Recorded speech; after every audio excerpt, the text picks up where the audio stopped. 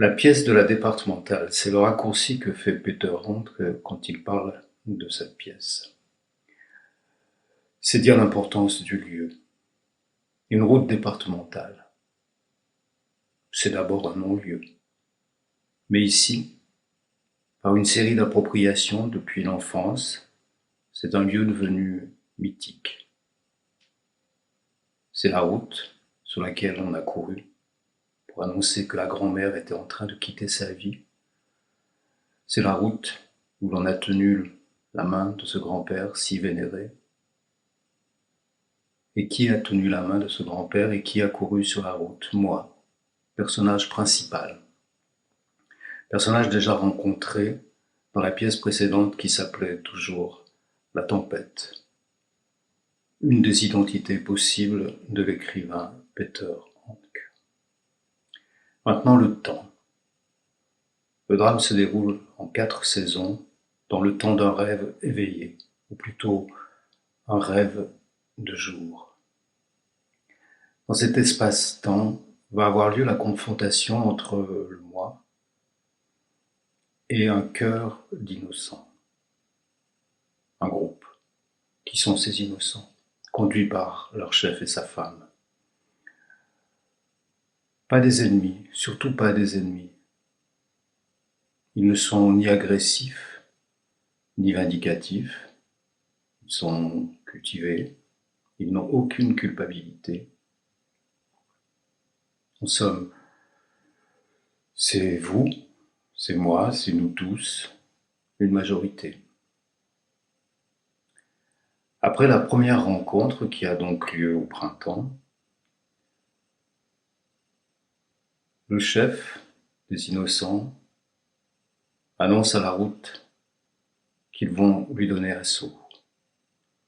Pas par esprit de conquête, mais par amour plutôt. Pour lui redonner vie. Peut-être la transformer en piste, y installer des commerces. En tout cas, qu'elle ne soit plus cette beauté morbide entretenue par le moi qui se considère comme le propriétaire de cette route. Au cours de la 2e saison, l'été, les innocents ont envahi le lieu. Ils ont même envahi la cabane refuge du moi, une espèce d'abri-bus, kiosque à journaux, parc, un mouton. Quand le moi qui s'était éloigné revient, il leur déclare la guerre.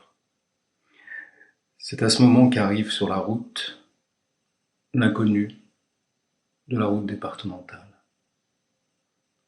La femme, si désirée, si attendue sur cette route par moi depuis si longtemps. C'est aussi l'ange de la paix, celle qui est susceptible d'établir une trêve entre les deux parties, le temps que moi réfléchisse, et elle réussit à convaincre les innocents de la suivre. Je n'irai pas plus loin sur l'histoire qui est racontée.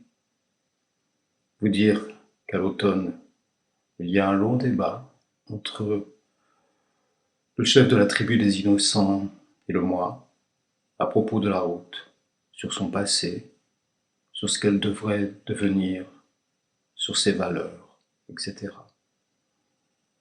Au cours de cet entretien, ils découvrent ensemble un passé commun, une enfance commune, des blocs d'enfance communs qu'ils avaient oubliés.